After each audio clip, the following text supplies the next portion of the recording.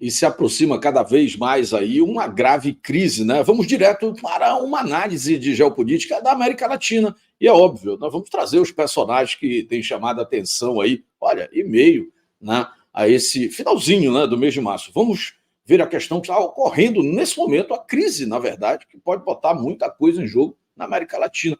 Temos ali a questão envolvendo Milei, o Gustavo Petro, né, que é o presidente da Colômbia, e também o Maduro.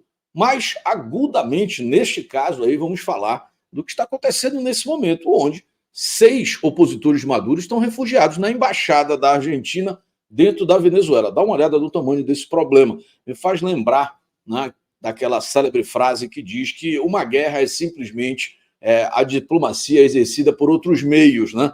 É verdade. Então, nesse momento, Maduro simplesmente manda cortar as luzes da embaixada e a água também. Aliás, já tem alguns dias que isso está acontecendo. Milei já soltou uma nota, já enviou, a partir do seu Ministério de Defesa e Segurança ali, um pequeno grupamento para poder dar proteção aos diplomatas. E lembrando que, nesse momento, sequer a embaixada da Argentina dentro da Venezuela conta com o embaixador, né?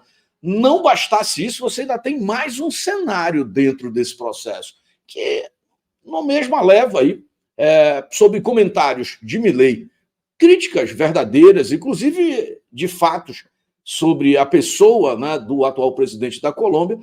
Simplesmente o atual presidente da Colômbia, Gustavo Petro, resolve, olha, mandar embora diplomatas da Argentina também. Olha, duplo cerco aí.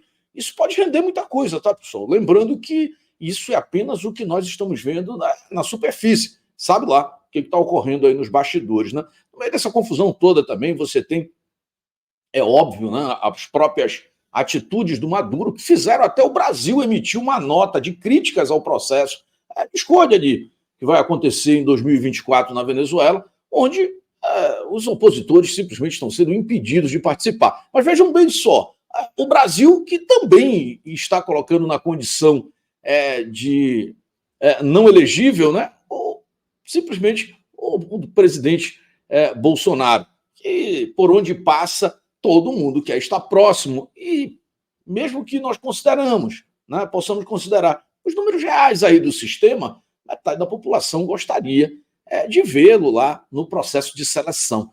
Mas o sistema é que dá as regras hoje. O que nós vemos é uma América Latina inteira adoecida, é sobre isso que nós vamos falar agora. Chega junto, eu vou pedir para você aí, dá like, se inscreve, compartilha, neste exato momento, para a gente correr aí sobre o tema, dá like, se inscreve, compartilha. Eu separei algumas matérias aqui para a gente falar sobre isso. Vamos lá. 6 opositores de Maduro se refugiam, né, na embaixada da Argentina na Venezuela, que corta a luz do prédio. Aliás, nesse momento aqui, já cortou luz e água há alguns dias, tá? E a crise só aumenta, pois o próprio governo do Milei já emitiu nota nesse momento sobre esse tema, reconhecendo o refúgio, né, aos opositores aí de Maduro. E está aqui a nota, comunicado oficial, reconhecendo, né, que isso está ocorrendo, e também querendo garantir que essas pessoas possam ser diligenciadas até o seu país. Olha só o tamanho dessa crise. Calma que a gente vai chegar lá, porque nessa mesma semana nós tivemos revelado, a partir de uma matéria do New York Times, né, que uma situação, olha, envolvendo embaixadas e envolvendo a oposição restrita, a oposição do Brasil, na figura do próprio presidente Bolsonaro, também um episódio onde ele foi conversar ali, passar 2 dias na embaixada da Hungria, e a imprensa fez todo um processo aí envolvendo o que eles especularam como seria uma tentativa de asilo político, o que nós já fizemos até material e live sobre isso aqui, discordamos, não seria propositado isso, né? Já que o próprio presidente saiu de lá 2 dias depois e convocou um evento gigantesco que reuniu milhões de pessoas em São Paulo, né? Então, mas tudo isso é dentro desse contexto da América Latina. Olha, se alguém não está entendendo que, principalmente, a América do Sul passa por um processo grave, né, de doença política, onde a esquerda domina o ciclo, chamando tudo de democracia e impondo um processo de tirania que expulsa embaixadores, é contra diálogo, impede que seus opositores concorram com os atuais mandatários, tudo muito de forma muito suspeita e orquestrada, né? Vamos falar sobre isso aqui. Então, de acordo com o Clarim, né, a ministra da Segurança, Patrícia Bullrich, decidiu enviar 2 policiais para a Embaixada da Venezuela para, vamos dizer assim, reforçar a segurança, o que é praticamente nada. 2 policiais dentro de um regime como o regime que se encontra na Venezuela, parece até brincadeira, né? 6 opositores do governo Maduro encontram-se asilados na Embaixada da Argentina, em Caracas, capital da Venezuela, desde segunda-feira. Nós já estamos aqui quase ao meio, né, do feriado, já aqui no final de semana seguinte. A presidência de Javier Milei confirmou a notícia na terça, por meio de uma publicação na rede social X. Aí a questão, né? No texto diz que a Argentina recebeu os líderes políticos opositores na embaixada em Caracas com o respaldo da inviolabilidade consagrada no artigo 22 da Convenção de Viena sobre relações diplomáticas, da qual ambas as nações, Argentina e Venezuela, são signatárias. O Ministério das Relações Exteriores da Argentina não revelou os nomes das pessoas que estão na embaixada. Ora, isso tudo já foi atualizado, tá, pessoal? Já se sabe quem são principalmente ali o coordenador internacional da campanha da Maria Corina Machado, que era a principal, vamos dizer, opositora de Maduro, dentro de uma coalizão para poder participar ali das eleições na Venezuela, e foi, impedida, né? Foi considerada inelegível por 15 anos. Essa palavra inelegível está virando moda na América do Sul, né? Vejam só. E aí, os seus apoiadores diretos, coordenadores de campanha, enfim, a eles, além de influenciadores, a eles foram distribuídos uma série, mais do que 2 dezenas de mandatos de prisão. Alguns foram capturados, já estão sob o regime Maduro, e outros estão buscando seus meios, ou continuam escondidos, ou, como é o grupo aí dos 6, estão refugiados, no caso da Embaixada da Argentina dentro de Caracas. Isso é muito sério. Olha, na mesma leva, nós vamos falar já aqui sobre a questão do que está acontecendo com a relação, né, entre a Colômbia e a Argentina, né, sobre a gestão de Gustavo Petro, que também é do mesmo grupo político, essa mesma turma do foro que vocês já sabem que nunca existiu, mas, na verdade, hoje todos têm orgulho de dizer que são membros, né? Inclusive, qual é a essência, né, do grupo, e que de tão sensível é o tema, se falar já tem perseguição. Então, para a gente manter aqui, pelo menos o nosso vídeo no ar, aliás, eu peço que você dê like, se inscreve e compartilhe nesse momento aí, para a gente poder seguir no tema, né? Para a gente poder mandar esse material no ar, é bom medir as palavras. Afinal de contas, mesmo no nosso Brasilzão, democracia é relativa, pessoal, e a gente precisa ter esse cuidado, né? Bom, dentro desse contexto aí, as medidas são essas. Mas é importante a gente citar também, aqui está a sede, né, da embaixada na Argentina, né, a embaixada argentina dentro da Venezuela, e aí estão essas pessoas. Um detalhe que é importante nós ressaltarmos aqui: a Argentina, nesse momento, Milei não enviou um embaixador. A vaga, né, está posta lá na embaixada, e a liderança da embaixada é feita pelo encarregado de negócios da Argentina na Venezuela. Milei se colocou na posição de que não quer relações, diplomáticas com comunistas. Aspas para o Milei, tá, pessoal? Essa palavra aí a gente sabe que para uns é castigo, para outros ela é sagrada. Então, para vocês terem uma ideia de como andam boas as coisas aqui na nossa vizinhança, né? Pois bem, e a medida democrática, e respeitando os acordos ali de Viena de 1961 de Maduro, foi, tá sem energia e sem água. Desse jeito, pessoal, né? Democracia relativa é assim. Calma que a gente vai fazer uma conclusão aqui desse tema. Tá? Bom, Milei faz duras críticas, né, a Gustavo Petro, né? E Gustavo Petro responde retirando, expulsando diplomatas da Argentina do território da Venezuela. Resposta ali do Petro para as críticas. Olha, a imprensa mainstream está dizendo como se o Milei tivesse se postado a ofender deliberadamente o próprio presidente atual ali da Colômbia. Quando, na verdade, Milei falava em uma entrevista à CNN, ele foi perguntado ali um tema sensível, e a resposta do Milei foi: olha, o que vocês poderiam esperar de alguém que tem aí esse passado. Ele usou palavras duras, sim, das quais o próprio Petro, até onde eu sei, nunca negou. Então, é mais ou menos o mesmo dilema que vivem os brasileiros quando alguém que, condenado em várias instâncias, que cumpriu parte da pena, de repente, por um problema de vício de processo, é liberado, aí você, de repente, não pode mais chamar do que é. Vocês já viram esse cenário? Vocês encontram tal similaridade? Pessoal, é o que está acontecendo aqui na nossa região, né?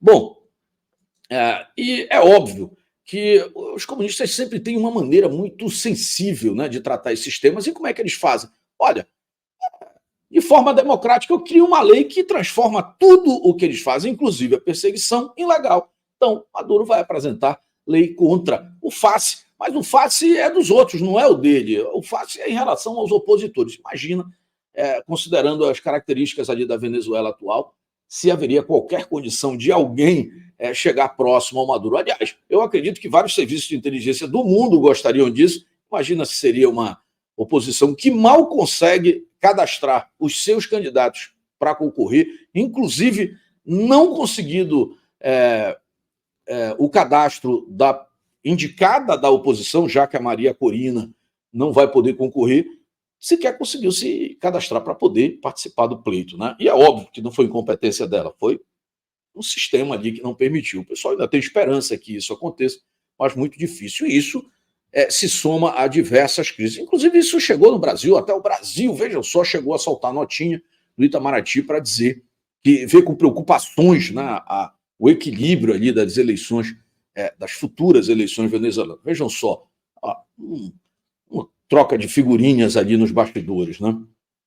Agora, como eu avisei aqui no início, lembra muito também esse caso que nós tivemos no Brasil, claro, guardadas as imensas proporções, né? Mas conservadas as similaridades, o que passamos a saber na última semana sobre contexto de interferências de até um sistema de espionagem que revelou imagens internas da Embaixada da Hungria dentro do Brasil, ali em Brasília, que colocaram ali o presidente exposto em, olha, uma até então natural visita àquela embaixada. Tudo bem, a gente pode questionar aqui, conversar sobre os motivos que o presidente teria para isso, mas eu acredito que, sendo um chefe da nação como ele é, falando do presidente Bolsonaro, é óbvio que precisa se reunir com outros membros fortes da direita, e todo mundo sabe que Viktor Orbán, atual primeiro-ministro, né, da Hungria, é um desses players, assim como é o próprio presidente Bolsonaro, representante dessa direita mundial, assim como o Lourão, lá nos Estados Unidos, né, o Trump. Então, é óbvio que eles têm interesses em comuns a serem conversados, e ambientes de embaixadas são áreas próprias para isso, né? Agora, o difícil é a gente entender como é que isso tudo vazou exatamente para um jornal mais esquerdista, representa basicamente um símbolo, um ícone do jornalismo de esquerda do mundo, que é o New York Times, teve acesso a esse conteúdo interno. A gente também já falou bastante sobre isso aqui, né? Bom, nesse mesmo contexto, se você acha que essa questão de refúgio, embaixada, e não tem nada a ver com o que está acontecendo no Brasil, ao mesmo tempo que o presidente pede ao STF a liberação do seu passaporte para viajar a Israel. Vejam só, justamente a convite de uma outra liderança de direita, de expressão mundial, que é Benjamin Netanyahu. Aliás, se tinha um clube ali unido da direita lá durante o governo Bolsonaro, era justamente o republicano Trump, o direitista e, sim, conservador Benjamin Netanyahu, o próprio Orbán e o presidente Bolsonaro. Aliás, esses têm o mesmo discurso de liberdade, né? Que, olha só, os verdadeiros face invertem, né, na sua fala e colocam, atribuem a eles aquilo que eles realmente são, né? É impressionante como o mundo está vivendo essa fase. E o que a gente pode deduzir aqui, tá, desse assunto todo, e eu gostaria de concluir. Hoje, por uma coincidência, eu em um almoço com pessoas que buscam, né, os serviços aí de internacionalização e tudo mais, conversava com um venezuelano e uma colombiana. Ambos saíram dos seus países exatamente no princípio, né, quando detectaram né? Inclusive buscaram refúgio no Brasil quando detectaram a esquerda assumindo posições dentro dos seus países antes que essa realidade que nós conhecemos hoje se apresentasse. E hoje já estão saindo do Brasil para outros locais porque entenderam. Olha só isso como é grave. Né? Estamos falando de já estava 8 anos fora, a outra 2 anos lá, no caso da Colômbia. São pessoas que não se conhecem, mas tive a oportunidade de almoçar no dia de hoje sobre esse assunto. E ambos estão percebendo que a realidade atual do Brasil são os estágios iniciais que eles viram nos seus próprios países e que os fizeram a se retirar deles. Aí, enfim, é óbvio que isso não é uma realidade para todo mundo, mas o alerta é interessante quando vem baseado na experiência. Essas pessoas viram as suas economias se deteriorando, a autoridade, o autoritarismo no seu país imperando, né? Viram a população empobrecendo. Um caso em especial me chamou a atenção, principalmente ali do venezuelano, que disse que praticamente vendeu o seu imóvel, né? Ainda à época, por já uma desvalorização de 80%, 60%, à época, lá atrás, 8 anos atrás, e que hoje esse mesmo imóvel dele não vale no seu país 5% do valor que tinha quando ele o vendeu. Dá uma olhada nisso, a gente está esperando. Por que a gente está falando isso? Também é óbvio, se você tem interesse em proteger aquilo que você construiu, o seu patrimônio, enfim, se antecipar a tudo que está sendo modificado. Olha só, a partir da reforma tributária, nos impostos no Brasil, para você proteger, por exemplo, o seu patrimônio físico, seus imóveis, também a sua poupança, enfim. Tem várias maneiras de você fazer isso de forma legal. Você pode constituir uma estrutura, né, de proteção patrimonial legal, realizada por advogados, contadores no Brasil e no exterior, para o seu patrimônio no Brasil, ou ainda, para a sua questão financeira, que eles estão preocupados, por exemplo, com o fenômeno que aconteceu até recentemente na Argentina, que foi, por exemplo, proveniente dos mesmos esquerdistas, inclusive, né, que foi, por exemplo, o bloqueio do câmbio lá, que impedia simplesmente o argentino de poder dolarizar a sua economia, dolarizar a sua poupança. Olha, você pode se antecipar tudo isso. Então, tem uma equipe completa aí, quem tiver interesse. Nós temos o pessoal aqui da Internacionalize, né? Aí você manda aqui, ó, vamos lá, contato@internacionalize.com. Aí o pessoal, você manda lá, olha, tenho interesse em conta internacional, tenho interesse em proteger meu patrimônio. Aí você envia lá, o pessoal do suporte vai entrar em contato com você. Todo o serviço é realizado no exterior, mas existem parcerias com profissionais do Brasil para fazer a contraparte no Brasil. Você contrata tudo externamente, é só enviar um e-mail lá que a equipe vai entrar em contato com você, tá? Se você está assistindo, tem interesse nisso. Agora, se você quer entender tudo que está acontecendo no Brasil, aí eu te recomendo o clube de membros aqui do canal, né, Pátria e Defesa.